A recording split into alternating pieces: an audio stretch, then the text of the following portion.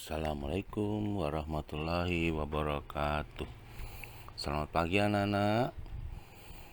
Ya, kali ini kita masuk ke pembelajaran biologi bab 2 mengenai keanekaragaman hayati pada makhluk hidup.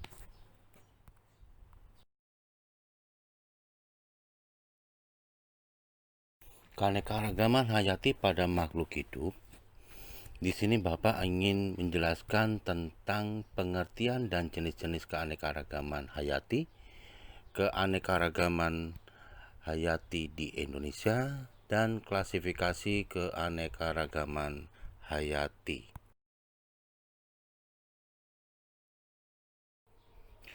Pengertian dan jenis-jenis keanekaragaman hayati.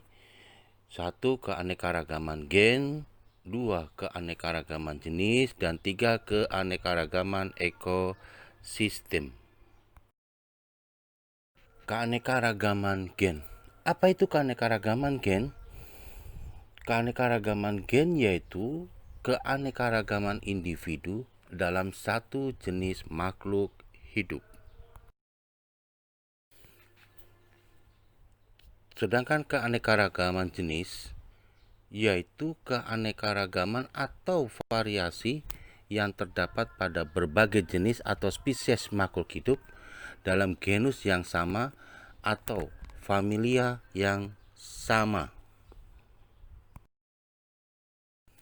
Sedangkan keanekaragaman ekosistem yaitu bagaimana keanekaragaman ekosistem terjadi.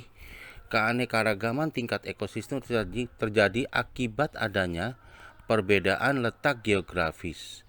Perbedaan letak geografis ini mengakibatkan terjadinya perbedaan iklim yang akan berpengaruh terhadap jenis-jenis tumbuhan dan hewan yang hidup di suatu daerah. Ya anak-anak, sekarang kita masuk di keanekaragaman hayati Indonesia. Di sini Bapak akan menjelaskan tentang 1. Persebaran flora di Indonesia, 2. Persebaran fauna di Indonesia, 3. Manfaat dan nilai keanekaragaman hayati, 4.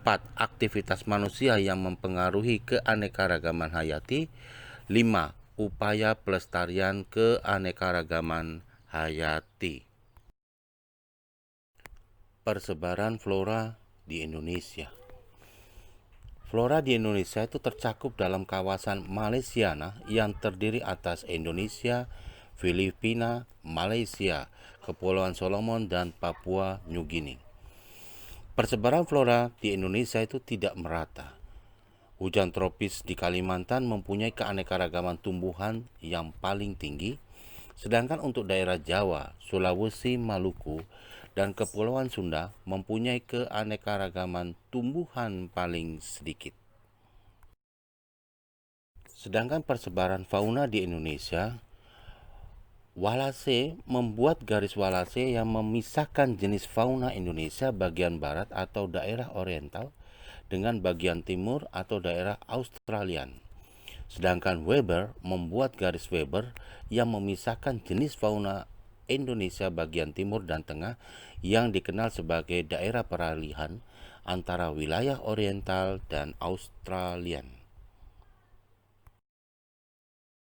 Di sini Bapak ingin menjelaskan tentang daerah oriental. Daerah oriental meliputi Pulau Jawa, Bali, Sumatera, dan Kalimantan.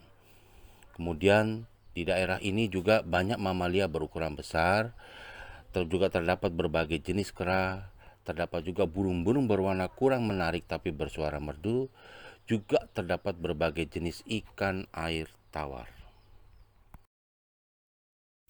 Daerah Australian. Daerah Australian meliputi Papua dan pulau-pulau sekitarnya. Di sini juga terdapat mamalia berukuran kecil, banyak hewan berkantong, tidak terdapat spesies kera, burung berwarna-warni namun bersuara kurang merdu.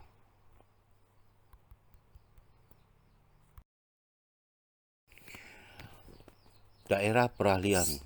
Di daerah peralihan ini meliputi daerah Sulawesi dan Kepulauan Nusa Tenggara, di mana di daerah juga terdiri atas hewan-hewan endemik, yaitu hewan yang hanya ada di pulau tersebut. Manfaat dan nilai keanekaragaman hayati itu ada banyak. Yang pertama adalah sebagai sumber plasma nutfah, kemudian sebagai sumber pangan, sandang, papan, dan kesehatan, kemudian mempertahankan keberlanjutan ekosistem, kemudian sebagai penelitian dan pengembangan ilmu pengetahuan, sebagai sumber pendapatan devisa, juga sebagai tempat rekreasi. Aktivitas manusia yang mempengaruhi keanekaragaman hayati ada dua, di mana aktivitas manusia yang dapat menurunkan keanekaragaman hayati dan aktivitas manusia yang dapat meningkatkan keanekaragaman hayati. Untuk aktivitas manusia yang dapat menurunkan keanekaragaman hayati itu diantaranya adalah perusakan habitat, penggunaan bahan kimia secara berlebihan, adanya pertanian monokultur, pencemaran lingkungan dari limbah pabrik atau rumah tangga. Sedangkan aktivitas manusia yang dapat meningkatkan keanekaragaman hayati diantaranya adalah pemuliaan, reboisasi atau penghijauan, pembuatan taman-taman kota, pelestarian plasma nutfah secara in situ dan ex situ, serta penebangan pohon di hutan yang dilakukan dengan menerapkan sistem tebang pilih dan tanam kembali. Upaya pelestarian keanekaragaman hayati yaitu yang pertama melakukan pelestarian keanekaragaman hayati baik secara in situ maupun ex situ. Pelestarian secara in situ yaitu pelestarian makhluk hidup dalam habitat aslinya, dan pelestarian secara ex situ yaitu pelestarian makhluk hidup di luar habitat aslinya tetapi lingkungannya dibuat mirip aslinya. Sedangkan yang memanfaatkan keanekaragaman hayati dengan menerapkan prinsip-prinsip berikut, yaitu prinsip dan daya toleransi, in optimum, prinsip ketahanbalikan, dan faktor pengontrol. Klasifikasi keanekaragaman hayati itu di sini ada dua. Yang pertama adalah perkembangan sistem klasifikasi dan pemberian nama ilmiah. Perkembangan sistem klasifikasi itu dibagi tiga.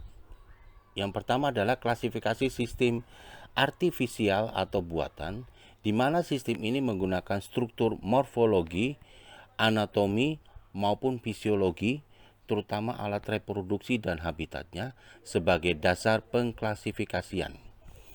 Yang kedua, klasifikasi sistem alami, yaitu klasifikasi sistem alami menggunakan dasar persamaan dan perbedaan morfologi atau bentuk luar tubuh secara alami atau wajar. Sedangkan yang ketiga adalah klasifikasi sistem filogenetik. Klasifikasi sistem filogenetik disusun berdasarkan jauh dekatnya hubungan kekerabatan antara takson yang satu dengan yang lain.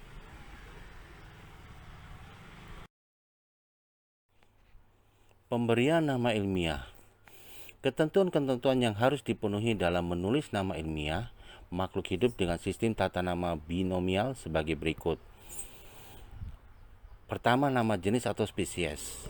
Nama jenis untuk hewan maupun tumbuhan harus terdiri atas dua kata tunggal yang sudah dilatinkan.